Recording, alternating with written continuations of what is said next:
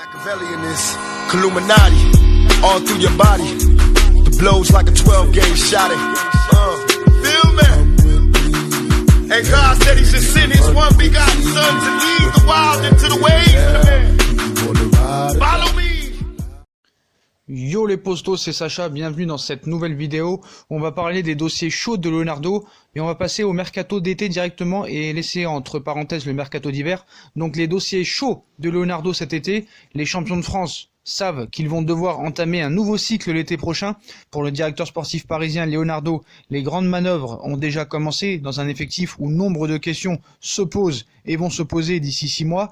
Et on va vous livrer quelques révélations et quelques vérités sur ce prochain mercato, à quoi il pourrait ressembler au niveau des départs, comme des arrivées, des prolongations de contrats. Donc voilà, on sait pourquoi Leonardo est revenu au Paris Saint-Germain. On sait que c'est un maître dans la négociation et on va voir ce que ça peut donner niveau arrivée et niveau de départ du côté du Paris Saint-Germain à l'été 2020. Donc on va commencer avec les Matadors, El Matador, Edinson Cavani, adios Matador. Voilà, c'est fini, comme le fredonne Jean-Louis Aubert à l'issue de la saison en cours. Edinson Cavani ne sera plus parisien, cela a été acté du côté du club comme du joueur après 7 saisons de bons et loyaux services. Le meilleur buteur de l'histoire du Paris Saint-Germain, 195 réalisations, toutes compétitions confondues, s'apprête à clore le chapitre français de son histoire. Le bruit a même circulé un temps que les champions de France envisageaient de le laisser filer dès cet hiver contre un petit billet jamais inutile, partant de fair play financier, une hypothèse jamais confirmée au sein du club et clairement balayée par l'agent et frère du Matador, Walter Guglielmone, à Calcio Napoli 1926 mi-novembre, un départ en janvier, non, vous pouvez en être sûr. Le plan est clair, être libre en fin de saison pour négocier une grosse prime à la signature, à même de compenser une éventuelle baisse de salaire, estimée à quelques 18 millions d'euros bruts annuels au Paris Saint-Germain. Si le nom de Cavani circule avec insistance du côté de l'Inter Miami, le club de son ancien coéquipier David Beckham, quoique non, Edinson Cavani est venu la saison d'après le départ de David Beckham, avec la possibilité notamment de se rapprocher de ses enfants restés en Uruguay. La priorité du buteur serait de signer un dernier bail en Europe, son entourage estimant qu'il a encore 2 ou 3 ans et saison au plus haut niveau, jusqu'au Mondial 2022, si Naples joue la corde sensible puisque c'est là où Cavani a explosé, c'est bien l'Atlético Madrid qui pourrait rafler la mise. Diego Simeone est fan du joueur qui correspond parfaitement à ses préceptes, jeu de transition, goût de l'effort, et les finances des colchoneros peuvent répondre à ses exigences salariales, on va dire. On va passer à Julian Draxler, le patient allemand. Il aime le Paris Saint-Germain, mais surtout, il aime la vie parisienne. Annoncé sur le départ dès cet été du côté de la Première Ligue, Arsenal, Tottenham, ou même au FC Séville, qui le souhaitait sous forme de prêt, Julian Draxler n'est finalement pas parti. L'international allemand veut continuer à croire qu'il peut s'installer dans la rotation du Paris Saint-Germain, d'autant que peu de clubs sont en mesure d'offrir les mêmes émoluments 600 000 € par mois à un joueur qui a clairement perdu de sa superbe depuis son arrivée à Paris en janvier 2017. Écarté des terrains pendant 3 mois à la suite d'une blessure au pied, le champion du monde 2014 devrait rester jusqu'à la fin de saison au Paris Saint-Germain avec un statut de joueur à tout faire pour Thomas Tuchel. Sous contrat jusqu'en juin 2021, Julian Draxler espère encore une proposition de prolongation. Elle dépendra en grande partie de la qualité de sa deuxième partie de saison, sinon il sera de nouveau invité à plier bagage. Et si Julian Draxler espère encore une prolongation de contrat, Layvin Kurzawa sait qu'il va devoir aller voir ailleurs. Donc, clap de fin pour Layvin Kurzawa, apparu à 9 reprises cette saison pour seulement 5 titularisations en Ligue 1. Layvin Kurzawa est déjà en train de conjuguer au passé son histoire parisienne. D'abord, remobilisé par l'arrivée de Thomas Tuchel à la tête du Paris Saint-Germain la saison dernière, la rupture est désormais consommée avec son entraîneur. Leonardo espérait même vendre le joueur cet été, en vain, ce qui a obligé le directeur sportif à mettre un frein à l'arrivée de Rafael Guerreiro, voire d'un autre latéral gauche, pisté par le Paris Saint-Germain. C'est très simple, il ne veut pas partir et surtout personne n'en veut, a même lâché, désabusé Léo en privé. Du côté du joueur, l'idée d'aller au bout de son contrat en juin est très tentante. Kurzawa pourrait ainsi espérer davantage d'opportunités, notamment en Italie où on est friand de joueurs libres attirés autant par le prestige des clubs, Juve, Milan, Inter, que par une coquette prime à la signature, mais les différentes parties se seraient rapprochées ces dernières semaines pour essayer de trouver une solution satisfaisante dès cet hiver pour enflouer les caisses du club, fair play financier oblige, à moins d'un tour de passe-passe en Serie A dont il a le secret. Leonardo lorgne sur le marché le plus dynamique en hiver, la Première Ligue. Le Paris Saint-Germain espère entre 5 et 10 millions d'euros pour un joueur acheté 25 millions d'euros à l'été 2015. On va passer à Kylian Mbappé. C'est simple, Kylian Mbappé intransférable. S'il ne doit en rester qu'un, le Paris Saint-Germain a intégré l'idée d'un départ de Neymar, pas du tout, mais n'envisage absolument pas celui non plus de Kylian Mbappé, parce que les champions de France ne peuvent perdre d'un coup leurs deux joyaux, mais surtout parce que l'attaquant de bientôt 21 ans, il les aura le 20 décembre prochain, doit être le nouvel étendard du projet parisien. Depuis 3 mois, les discussions autour d'une prolongation de contrat ont été entamées. Leonardo est à la manœuvre pour que le joueur ait de lui-même l'envie d'incarner le Paris Saint-Germain. Il y a les conditions contractuelles, un salaire XXL proche ou identique à celui de Neymar, et un certain nombre de primes substantielles liées au Ballon d'Or, au parcours en Ligue des Champions, mais cela pourrait ne pas suffire auprès d'un joueur qui, selon tous ceux qui le côtoient, ne fait pas de la question financière une priorité dans ses décisions. En clair, Mbappé est bien plus sensible à l'argument sportif, et c'est là que l'affaire pourrait se compliquer, car le champion du monde sait bien que des performances dans un top club européen, participant à un championnat beaucoup plus exposé que la Ligue 1, se rapprocherait encore davantage d'un de ses rêves. Le Ballon d'Or France Football, bien au fait de tout cela, le Real Madrid ne se cache plus désormais à l'image de Zidane, qui en a récemment remis une couche en déclarant sa flamme pour son jeune compatriote. Même si les relations entre les deux clubs sont courtoises, c'est une véritable guerre d'influence que se livrent le Paris Saint-Germain et le Real Madrid. Chacun y va de sa petite phrase pour flatter l'ego du prodige français, Tuchel, Leonardo, etc. Paris essaie ainsi de convaincre son prodige que le club de la capitale a des ambitions. Plus que le salaire, Kylian Mbappé recherche les autres performances sportives dans un club. Et peut-être plus proche de ses rêves de sacre européen qu'un Real en période de transition depuis 2 ans. Sous contrat jusqu'en juin 2022, Mbappé est en position de force. Il n'entend surtout pas se précipiter et s'accorde le droit de faire patienter ses courtisans, parmi lesquels Guardiola n'est pas le moins insistant sur ses envies d'arriver à City. Mais ça ne se fera pas parce qu'aucun joueur du PSG n'ira à City. Donc Guardiola, il devra faire une croix là-dessus, ça c'est sûr et certain.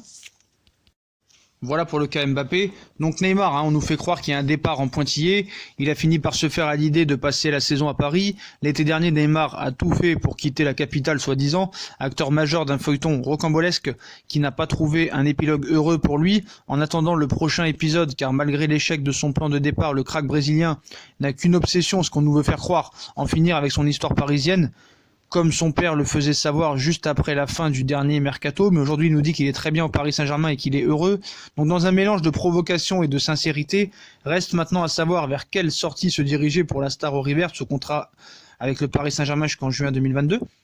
Donc Paris compte évidemment en premier lieu sur le FC Barcelone pour revenir à la charge, pas du tout. D'ailleurs la soirée du Ballon d'Or France Football le 2 décembre, le président Josep Bartomeu avait ainsi répondu sans filtre à des jeunes qui lui demandaient « Vous voulez toujours Neymar ?» Oui, bien sûr, ça ne dépend que du PSG. En français dans le texte, mais derrière cette posture de circonstance, la volonté barcelonaise est plus fou qu'elle n'y paraît.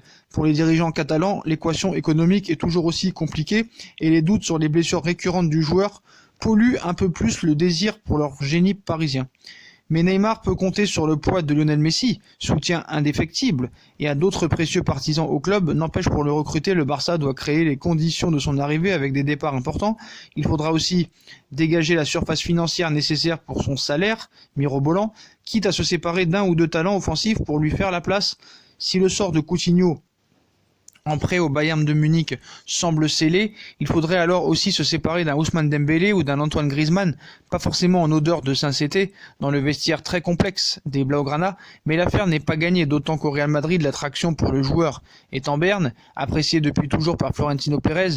Neymar avait failli signer au Real Madrid avant de donner son accord au Barça, beaucoup moins par les supporters merengues qui l'ont copieusement sifflé et insulté lors de son entrée en jeu à Bernabeu. Le Brésilien ne semble pas non plus dans les petits papiers de Zidane. Disons-le clairement, Neymar n'est pas prêt de partir du PSG. On va passer à Thiago, El Monstro, Thiago Silva. Lui, il est en salle d'attente. Au Monstro do Paris doit se demander ce qu'il peut bien faire de plus pour convaincre les dirigeants du Paris Saint-Germain de le prolonger, lui dont le contrat arrive à échéance en juin prochain. Donc ultra performant depuis le début de saison et même la saison dernière en début de saison toujours pareil, Thiago Silva clame tout haut son amour pour son club et sa ville, comme dans nos colonnes la dernière fois, le 19 novembre dernier, où il a coudé sur le zinc un petit café à la main. Il ne lui manquait que le béret sur la tête et une baguette sous le bras. Aujourd'hui, après 8 ans ici avec le passeport en poche, je me sens français, je serai parisien à vie, ma volonté est de prolonger. On va en discuter prochainement, sauf que pour l'heure, les dites discussions n'ont absolument pas commencé. Du côté de Leonardo, on ne semble pas pleinement convaincu qu'il faille prolonger le capitaine parisien de 35 ans.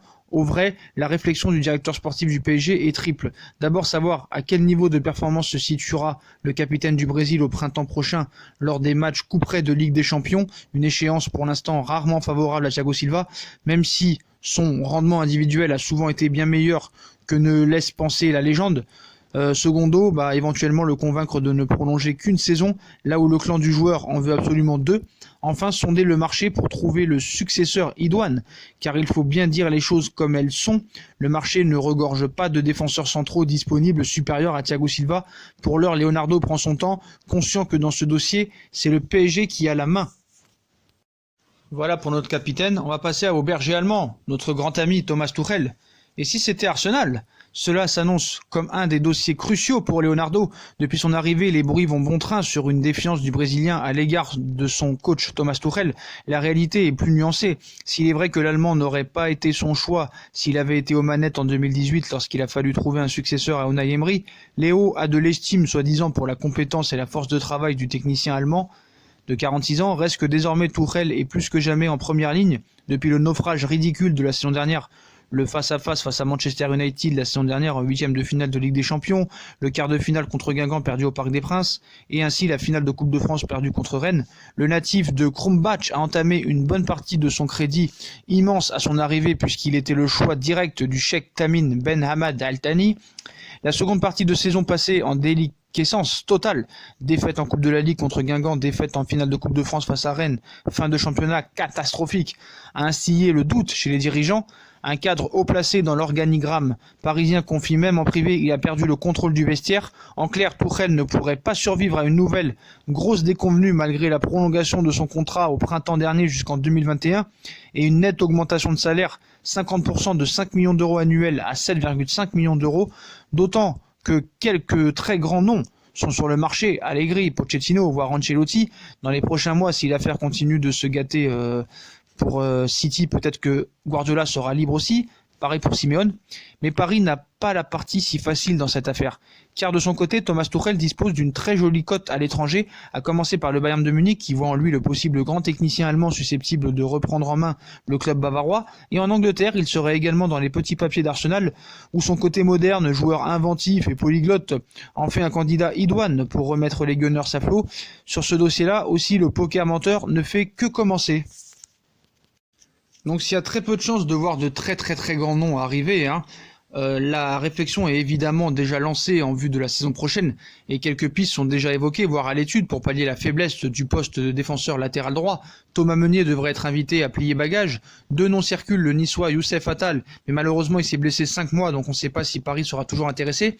Il a déjà été approché lors du dernier mercato. Et le Tirinois Mattia Deseglio, 27 ans, également dans les tuyaux l'été dernier. Le défenseur central Kalidou Koulibaly, 28 ans, reste une hypothèse possible liée à l'avenir de Thiago Silva, d'autant que Naples arrive en fin de cycle et que le président De Laurentiis semble parti pour faire le grand ménage, ce qui réactive de facto l'autre napolitain en vogue côté parisien lors des 2 derniers mercatos, le milieu défensif brésilien Alan.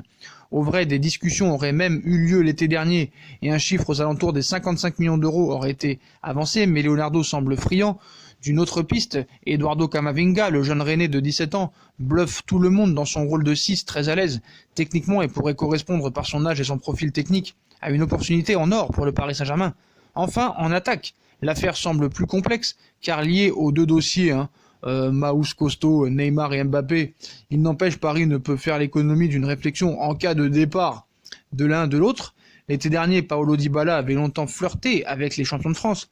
Mais depuis quelques semaines, c'est un autre nom qui commence à recueillir de précieux suffrages, surtout en cas de départ, attention, de Neymar Junior. Sadio Mané, 27 ans, de par sa position offensive à gauche, ainsi que son intensité, y compris défensif, son efficacité, meilleur buteur de première ligue la saison dernière, et sa mentalité sans esbrouf, le Sénégalais est perçu à Paris comme un candidat parfait si un jour on doit compenser le départ de Mbappé ou de monsieur Neymar Junior. Donc voilà les postos, voilà pour les dossiers chauds de Leonardo, les dossiers très chauds, Cavani, Draxler, Kurzawa, Mbappé, Neymar, Thiago Silva, Tourelle et les arrivées. Donc je compte sur vous comme d'habitude pour bombarder la barre de like, à vous abonner, à activer la cloche, à liker, à partager, à commenter, à me suivre sur les réseaux sociaux, Instagram, Facebook, Snapchat, Twitter, ainsi que sur Utip si vous voulez faire évoluer la chaîne en regardant les pubs gratuitement ou en faisant un petit don par-ci par-là. Voilà les postos, je vous souhaite une très bonne vidéo à tous et à très vite pour une nouvelle vidéo les postos. Tchuss!